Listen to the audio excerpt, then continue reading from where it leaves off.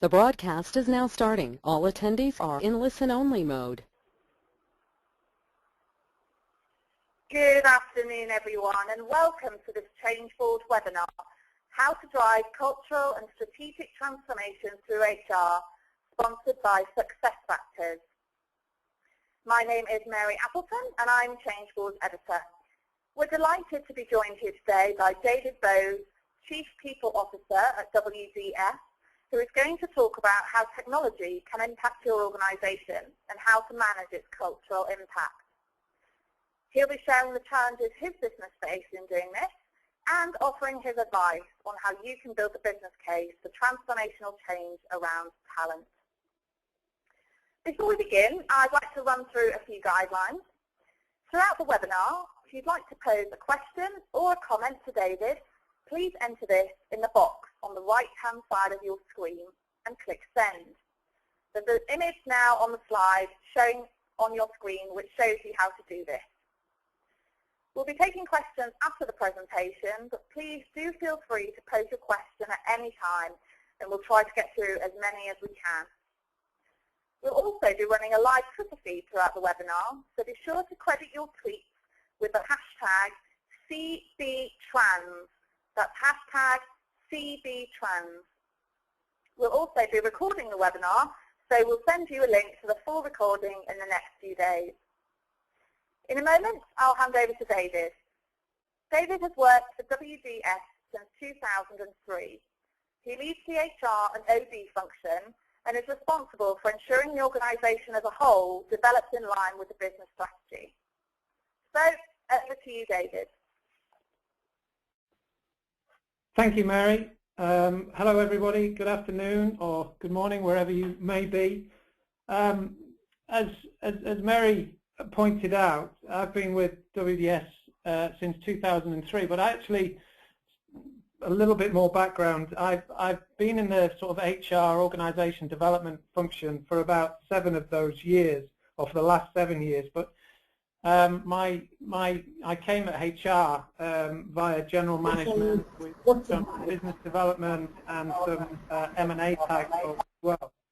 And by doing that, I've always been fascinated by how you can translate business strategy into an organizational or people strategy, because if I look back at my career, I've always found that people ultimately make the difference. I think that's the differentiation point. So how do you gear an organization and build an HR strategy that can support fundamentally a business strategy? So hopefully what we might talk about today, and if you've got any questions that you'd like to pose around this area, that hopefully you'll find it quite useful, quite practical, and outcome-based. And I do look forward to any questions you may have at the end. I just want to start by talking about, some of the things that I see or we see perhaps happening in the workplace. And there's an enormous amount of change that has happened, and I think that we're at the cusp of a new wave of change.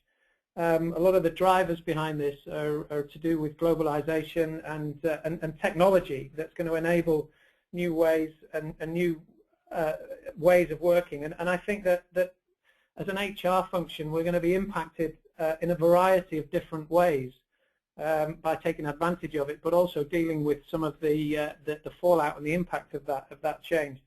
And at WDS, we're right in the middle of that. This is a piece that I was quite fascinated. It was from The Economist, and there was some articles in there, but it's talking about automation, and automation of knowledge workers' jobs. I think we're quite familiar over the last few years about automation with regard to more manufacturing and manual type work with robotics and things like that. But I think some of the change that we're likely to see is to do to how you can automate, or how that we'll see the world of knowledge workers automated. So there's going to be some change taking place, and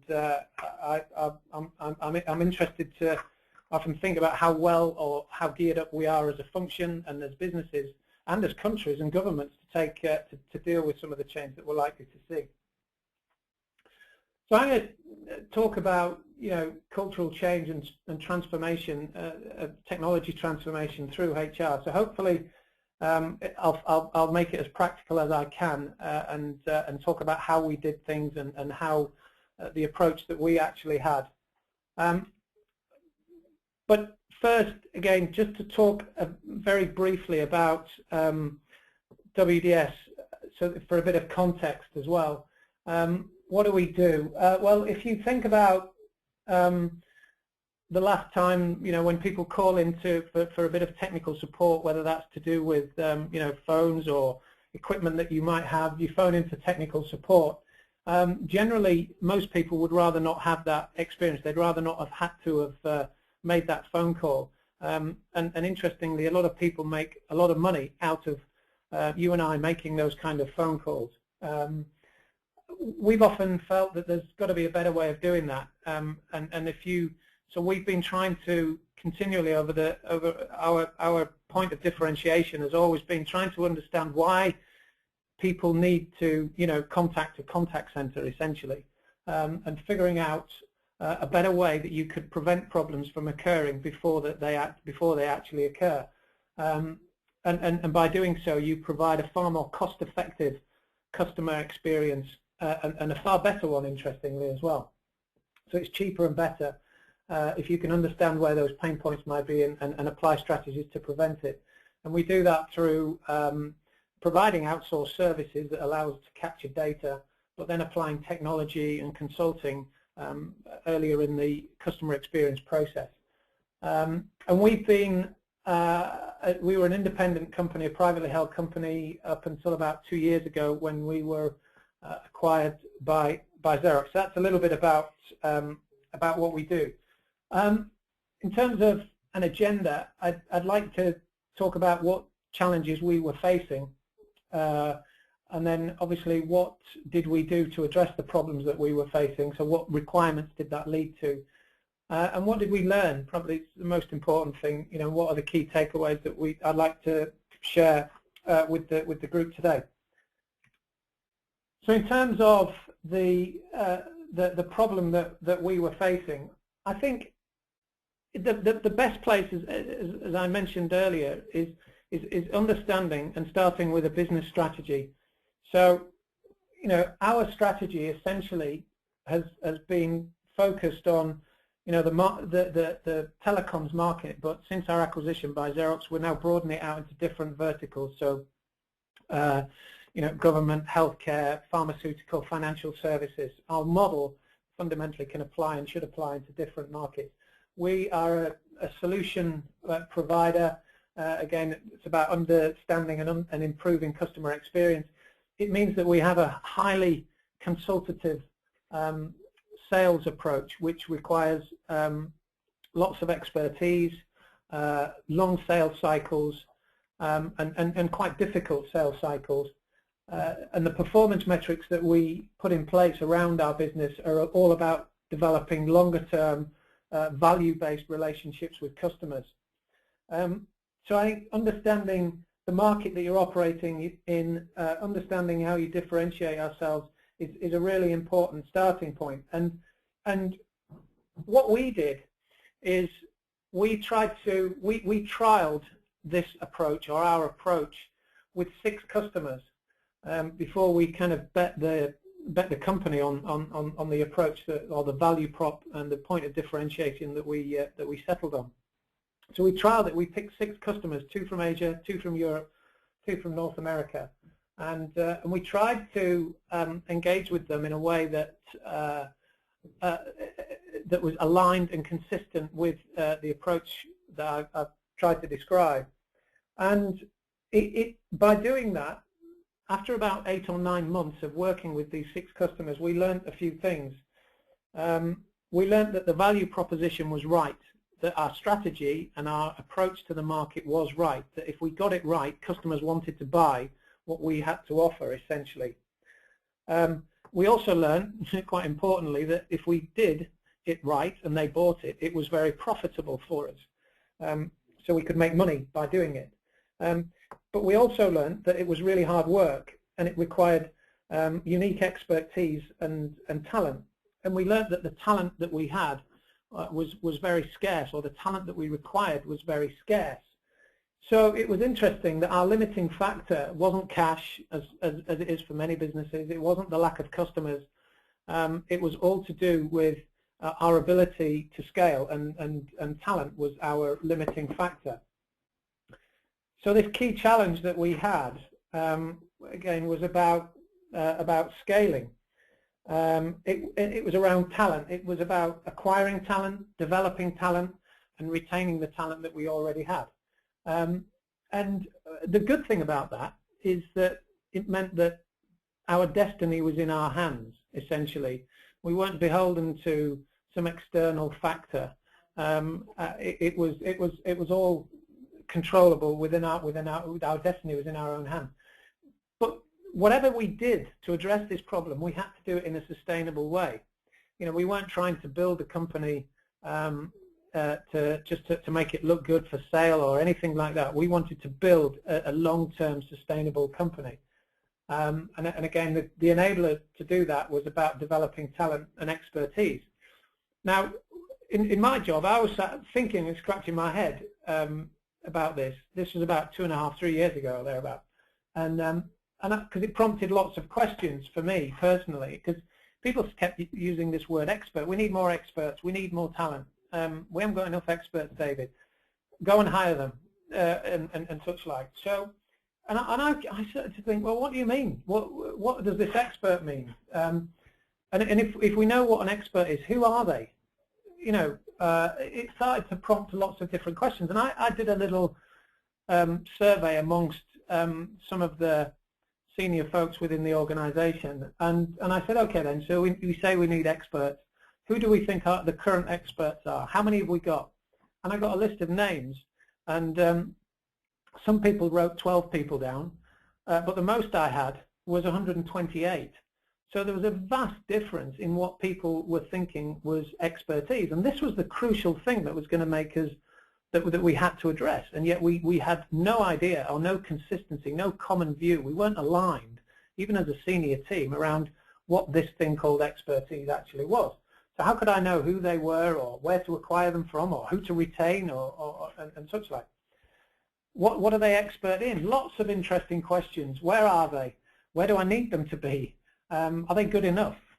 We might, you know, what are the standards? What's expert for one person might not be expert for another person. Do we need more? If so, how do I create them? And such like, you know, so there was lots of interesting questions, not least of which, once we got a view as to what, you know, talent and experts were, you know, how many have we got, and have we got a pipeline of them, and are we developing them fast enough, and such like. So we start to get into the whole area of talent acquisition and talent development and such like. So lots of interesting challenges, but once we understood the challenge, it prompted more questions that we needed to understand and have answers to. So that was the challenge. I've hopefully outlined the problem that we were facing around talent. Now, to this then, we started to, once we understood more about the problem, we had a fairly clear vision as a company, what we were trying to do. And I often think of a vision and a mission as the destination that you're trying to get to. Although you might argue that a mission you never, or a vision you never actually arrive there, it continually evolves. But nonetheless, it attempts to describe the destination. And the strategy, the business strategy, is the journey or the route that you're going to take to get there. So it's how you get there. But I often think, well, but the organization ultimately, and all that goes with the organization, is the vehicle that's going to take you there. It's the thing that will take you on that journey. So you can have a beautiful mission and a vision, you can have a great strategy, but you have to then design an organization, a vehicle that will take you on that journey. And that's an important question, because vehicles can come in all sorts of different shapes and sizes. So do organizations. You know, how fast do you want this thing to go? You know, how agile do you need it to be? You know, what are the key things that this vehicle needs to be really good at? Going fast in a straight line, braking, organizations, what do you want them to be good at? How big do you need it to be? How resilient do you need it to be? If the journey is going to be, what journey are you taking it on? And therefore, how resilient do you need this thing to be? You need to also think about, what does winning look like?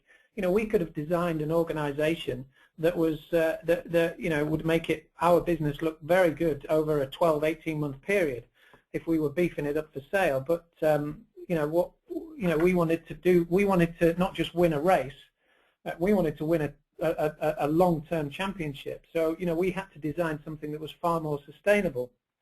You've got to think about who's going to drive it, and are they a risk taker, or are they slow and more methodical? So there's lots of aspects around the organization that you need to think about and as to how you design it. And it does start with this, a vision and a mission which describes this destination, and a business strategy. Our vision, by the way, was a simple 3-page document, and we wrote down from various different aspects, from a shareholder, a customer, and an employee point of view, what our vision and mission and what our strategy was like. And we used that, and we continually use that to really design our organization. And so we started with our vision and strategy. We then started to understand, okay, so if that's where we want to get to and the journey that we're going on, what kind of culture is going to help us get there?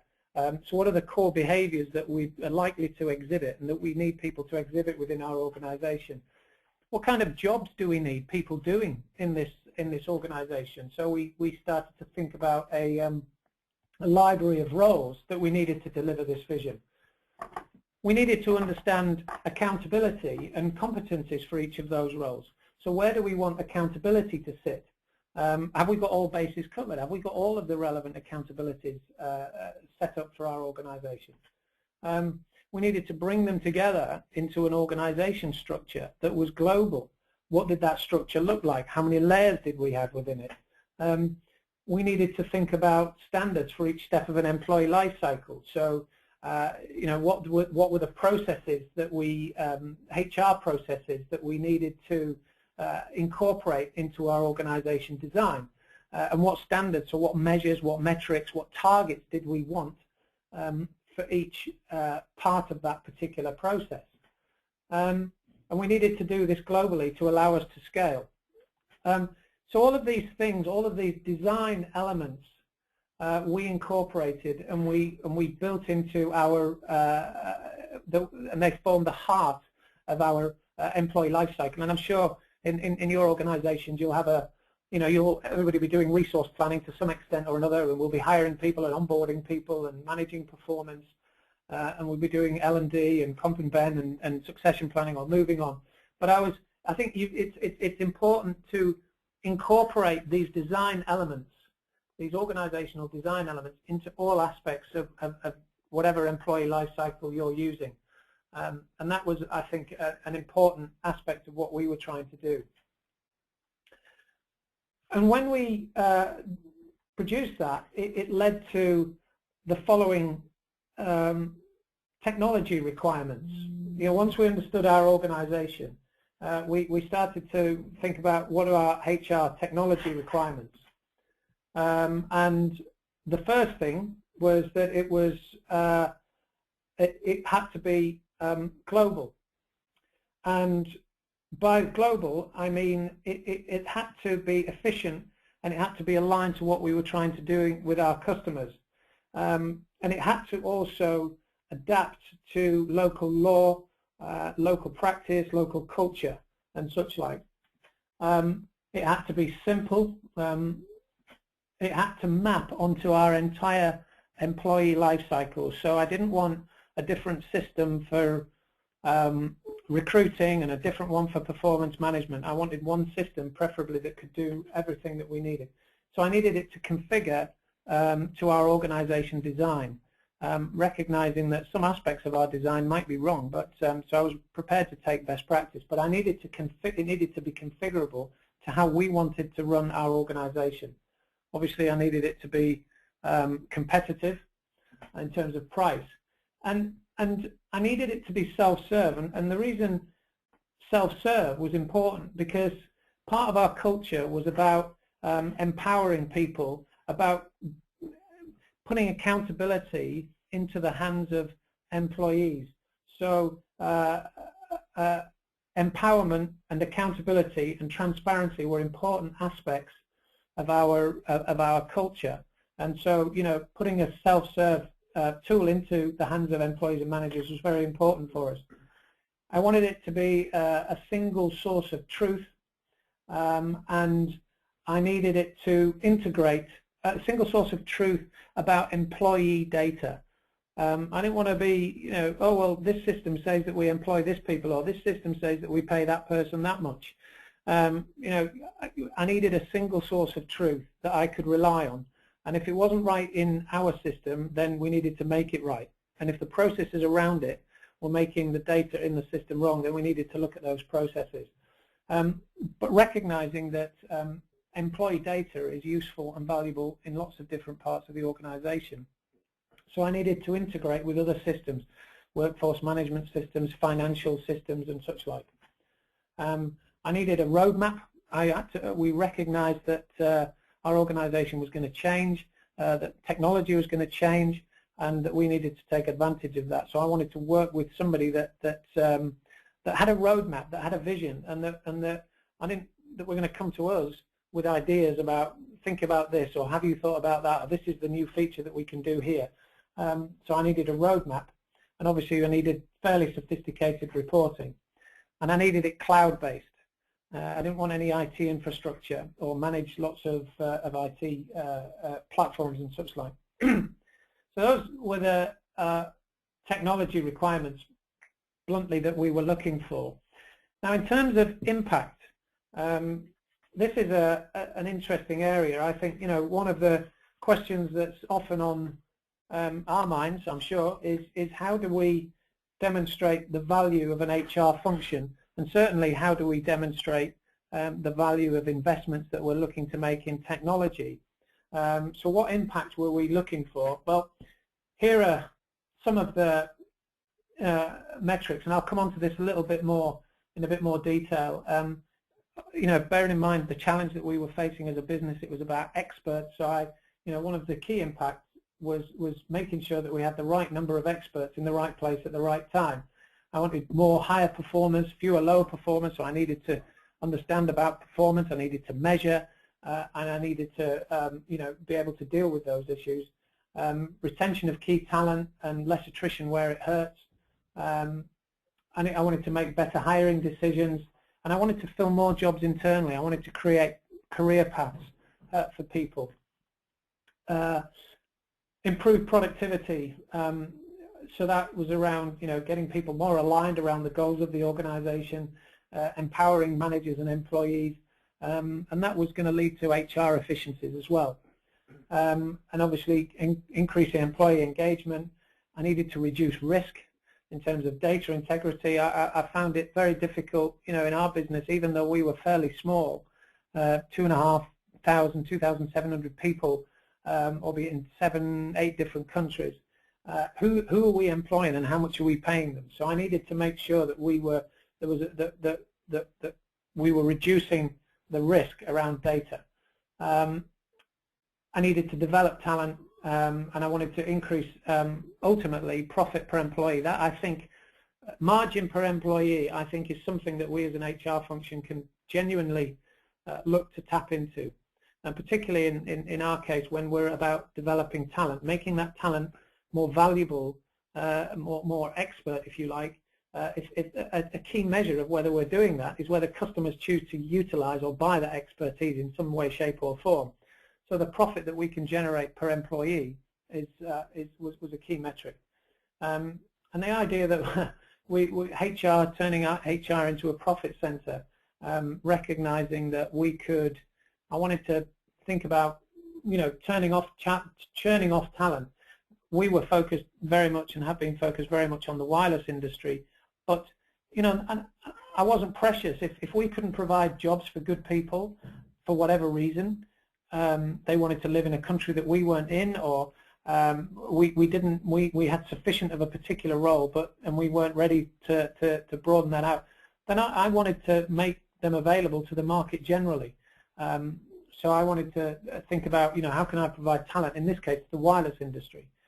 But I think that theory and that model can work in a more broader context as well.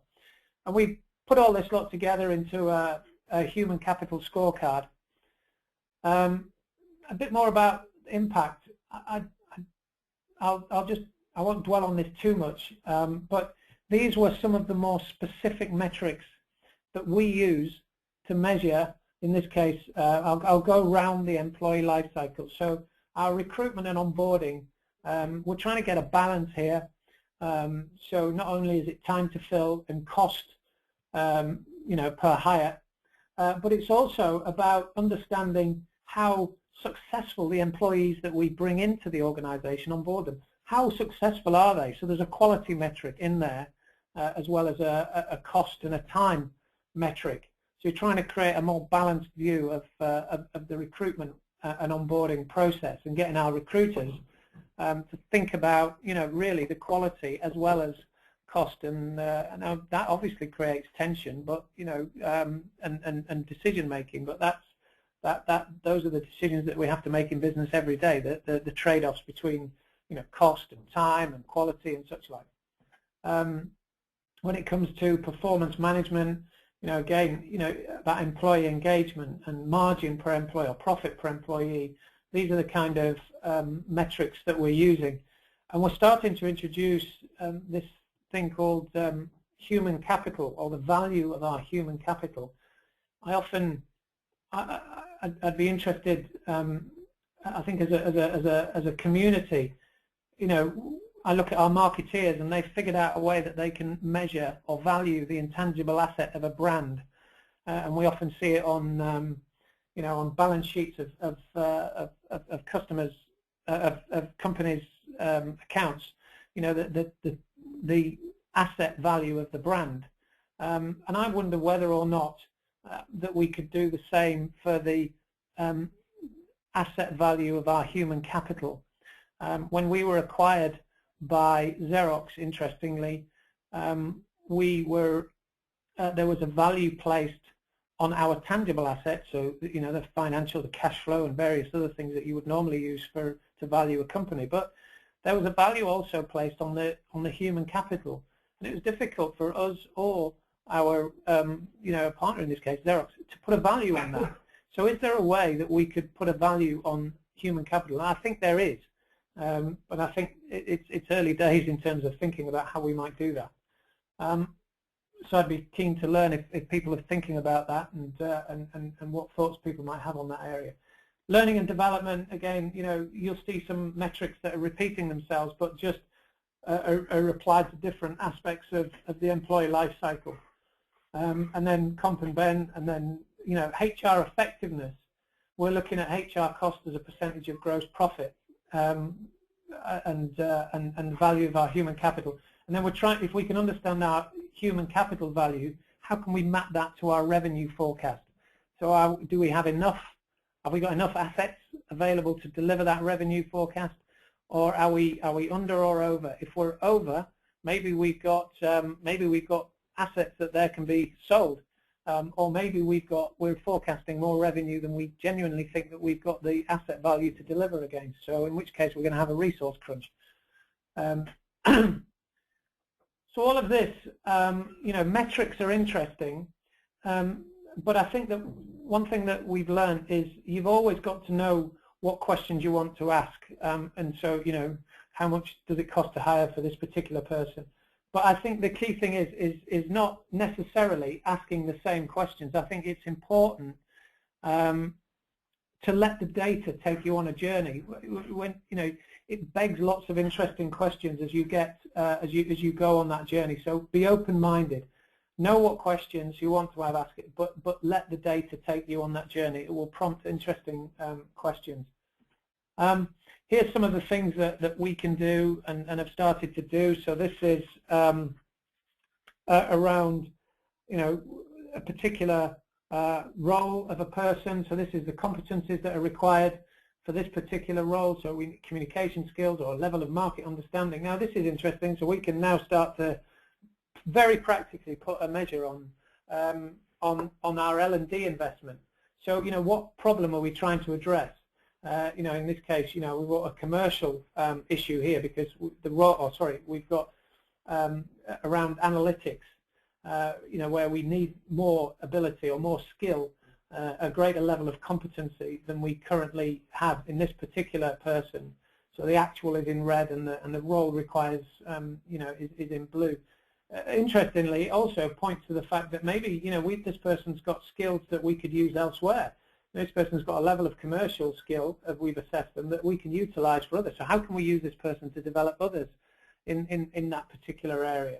Or maybe this is the wrong role for them. Maybe we need to find a role that actually matches a more sensible profile. Now, with this, I think, again, there's another interesting area that we want to get more sophisticated in, which is rather than just thinking about this in terms of competencies, so project management or analytics or and such like, is think about it in terms of personality traits. So take it to a deeper level of understanding would be another interesting area, and that's something that we're thinking about now, rather than role and person. It's just think about the individual. Here's a little screenshot of the technology solution that we've put in place, which, you know, so it does exist. It's built around the SuccessFactors platform, but we've configured it for what we need and how we want it to run. We've also started to work around integrating our people data into a management dashboard. So here, down at the bottom right, it's not particularly sophisticated yet, but you'll start to see some of our people metrics appear. But then as we start to move, and if we have more experts available, for example, what might that mean for our revenue forecast? Or, you know, what does that mean in terms of our ability to bring forward particular products and launch dates, for example? So, you know, you can see our product-related information on here as well. So you're starting to integrate people data into, you know, a business scorecard, and that's again one of the things that we're working on now. But it requires a lot of alignment around data and that single source of truth.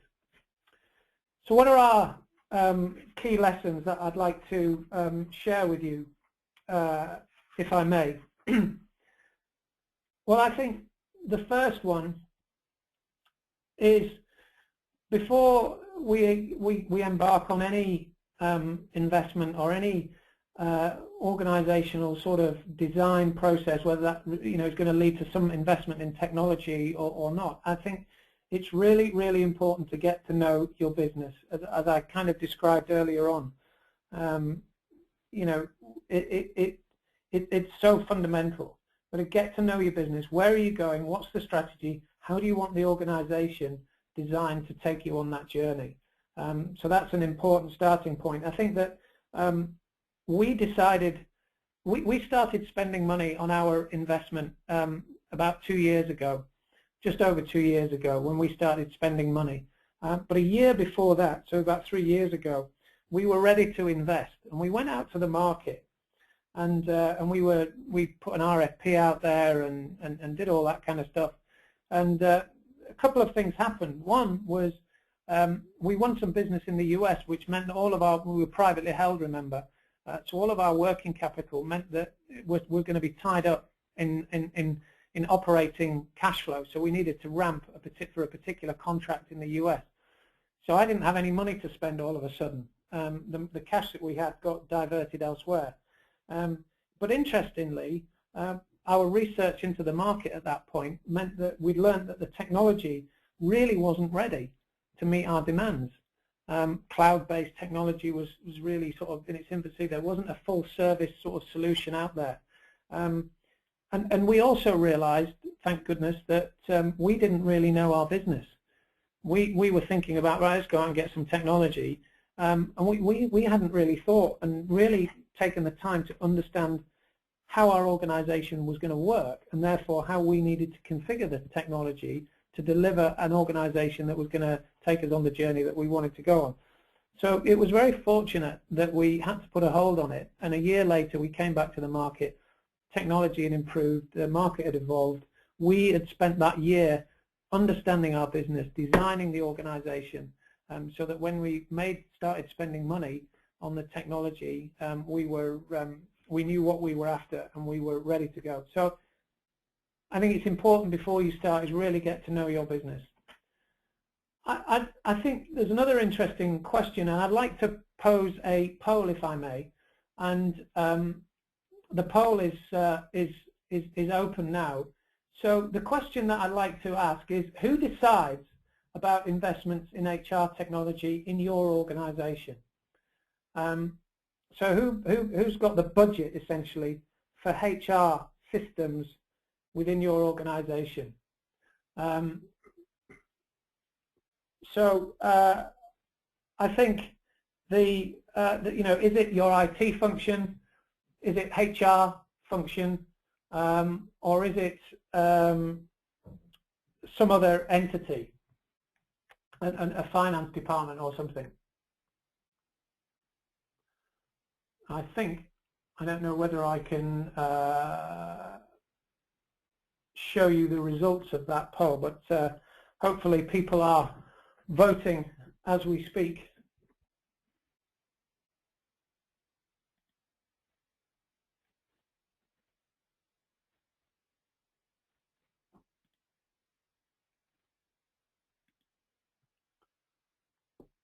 I'm not sure if we can see, maybe I'm not doing something quite correct, but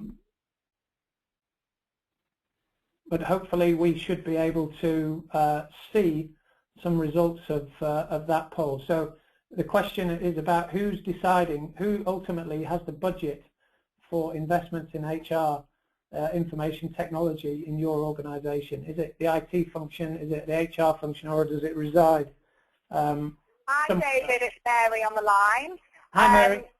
Hello. Not sure why we can't display the results at the moment, but we do have the results in, and I can let you know that 73% of people said that it's HR who holds the budget, and 27% said IT, and 34% said other. So clearly it's more within HR with this audience. Brilliant. Well, I think that's, thank you, Mary. I think that's great, because I think my answer, which is terrific, is it has to belong in HR, and I think that, but we have to earn that right. If we're given that money, we have to really. I think we need, if we own that budget, I think that we've got to make sure that we spend it wisely. So again, I think it belongs to HR, providing that we're confident that we know and understand our business. But also, I think there's some interesting thoughts there about be aware of what we don't know. There is a role, definitely, for IT.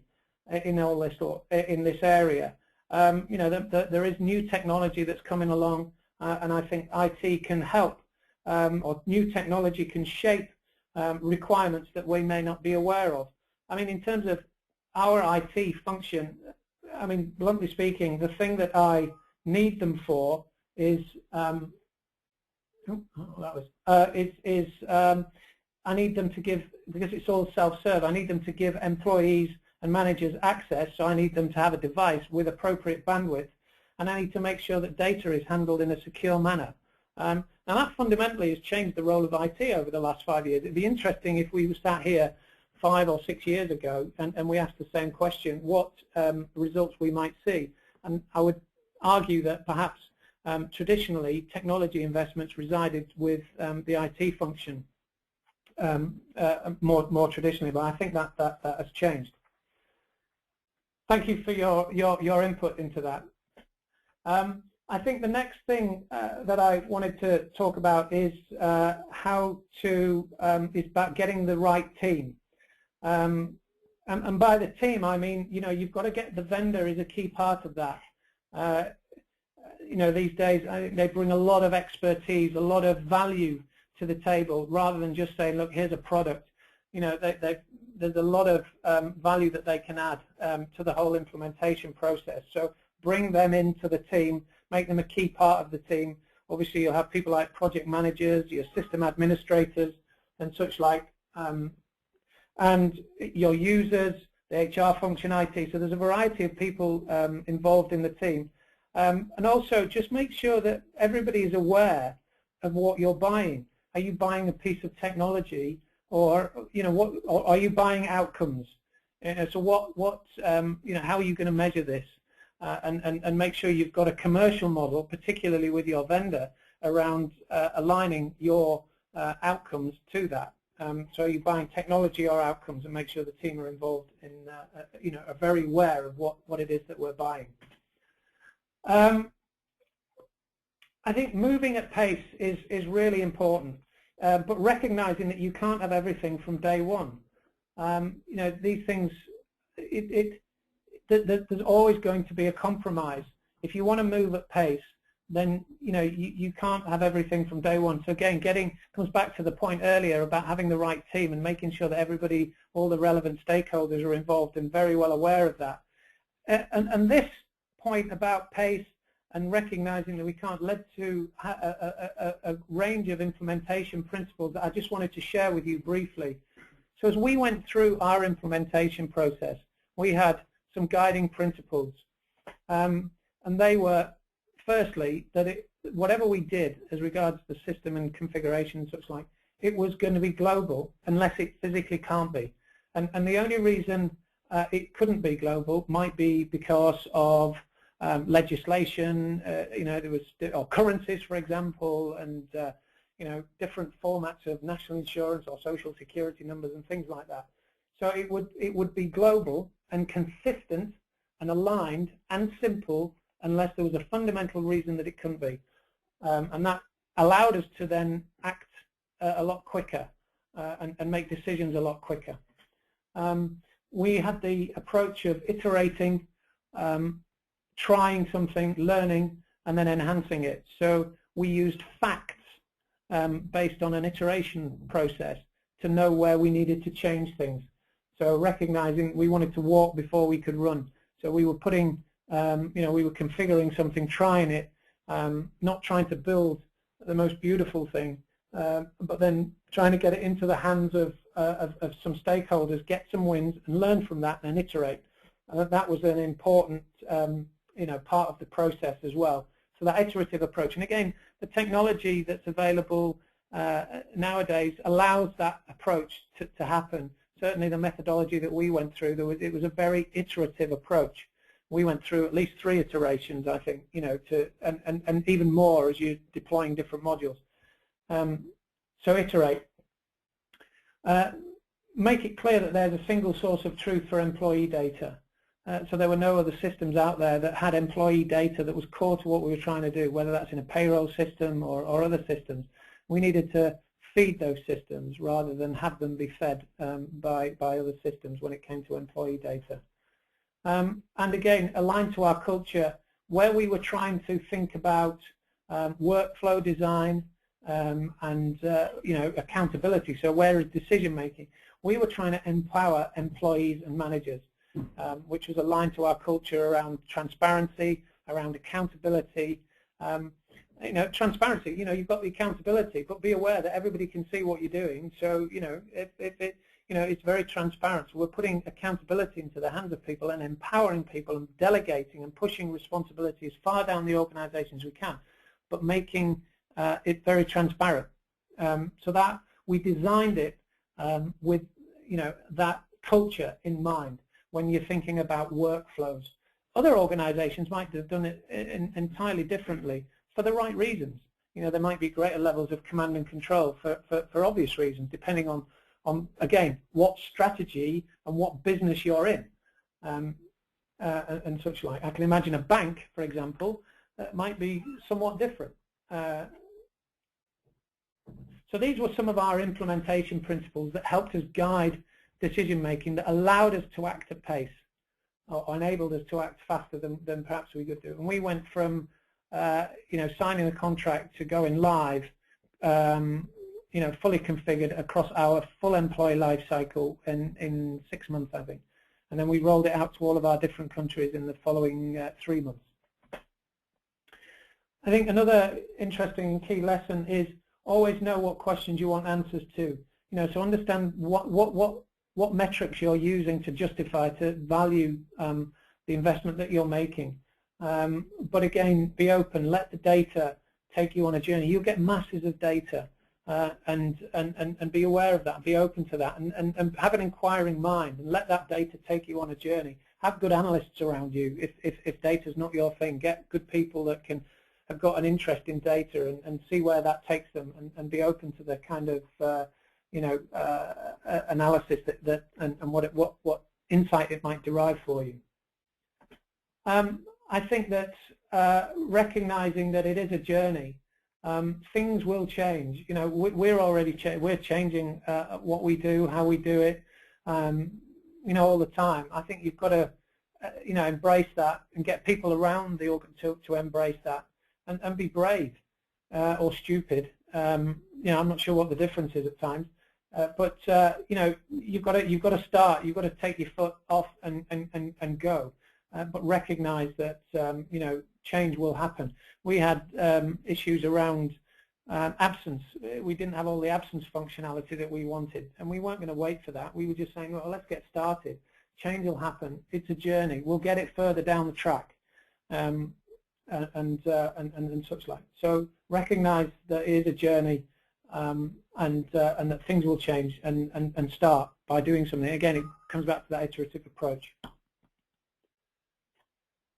I think that is about my 45 minutes or thereabouts. So I'd like to pause there, if I may. Hopefully that's been of some interest, some use. Hopefully it's been reasonably practical, controversial perhaps in some areas. But I'd like to hand it back, if I can, to Mary. Absolutely. Hi, David. Hi. Hi there. Thank you very much for a fascinating presentation. I really enjoyed that. We've got quite a few questions come in, and we've just got a few minutes to get through those, so we'll try and rattle through them as quickly as we can. So I've got a question from Malcolm, who wants to know, how did you approach differentiating high from low performers? What actions ensued, and how did the new technology assist you?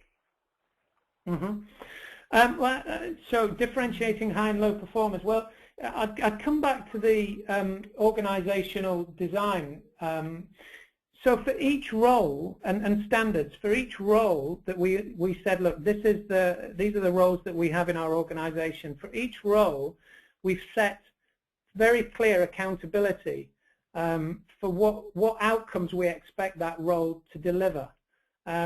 We don't necessarily go into detail around the job description about how they're going to do that, but we set out what we expect that role to deliver in terms of accountability, and we've been quite descriptive about it. So we've gone, look, unacceptable looks like this, acceptable looks like this, performing looks like this, and exceeding looks like this. And we spent quite some time looking at that and making sure we had all accountabilities that we needed within our organization assigned. Once you've got that, we then started to say, right, we built a competency library, and we said, right, for somebody in that role to deliver to the standard and the performance standard that we're looking for, we need them. These are the underlying competencies that we believe they need. And we also set out, again, this is all the organizational design stuff, we set out levels of expertise from 1 to 5 in the areas, in these competencies that we felt were required. So to be a good analyst or a senior analyst, you need a level 4 expertise in the world of in the ability to analyze data, for example. So we set standards, and then we can measure them. So as we go through a annual review or a performance review, particularly, and we do that typically, we're looking to do that every 6 months or so, is that we're assessing people against these underlying competencies to see whether or not they've got the ability to do the job and are achieving the appropriate standard. It's all very transparent. Again, it's all of this design is mapped in and configured into the system, so that everybody can see it, and we put the control into the hands of employees, so and into managers. So managers' jobs at WDS are about how one of the key aspects that they're accountable for is to help their employees become better at the job they're in, or so they have a level of ownership and accountability for building development plans for the employees based on the data, that assessment process that I've just described. HR's role is about how do we facilitate, how do we equip, how do we enable and equip managers to be able to have those kind of conversations. So we've got standards, we measure against them, and we use that data to sort of build out development plans and assess performance. Does that? Okay, great. Thank you, David. We've literally just got a couple of minutes left, so we've had loads of questions come in.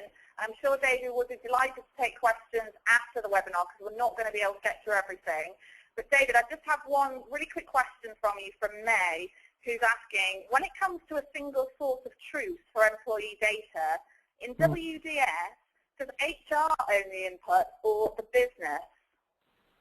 Wow, that is a really great question, May. Again,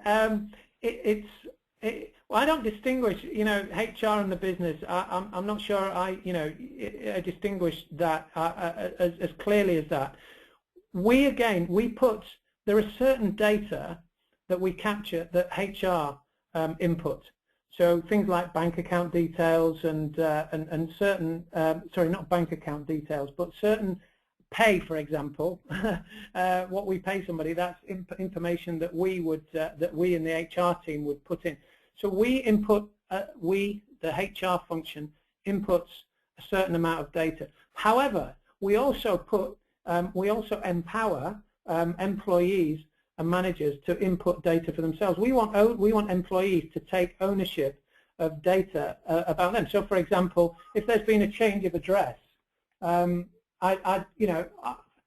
does that need to come to HR? The employee knows when they've changed their address, so they would instigate that workflow. So, and we encourage them and we make it clear to them that that's the responsibility that they have. So there's a mix of it's employees, managers who instigate certain changes to data, and then HR have got other aspects where we need greater levels of control around certain things. So there's a mix. It's not just HR, it's not just the business, it's a bit of both. But I think we again use those implementation principles to help us guide who do we want to own the input of this particular piece of data. But ultimately, if it's in the system, that's the truth. So if the employee says, oh, you've sent my payslip to my wrong address or something like that, well, then make the system true, and it's your accountability to do so.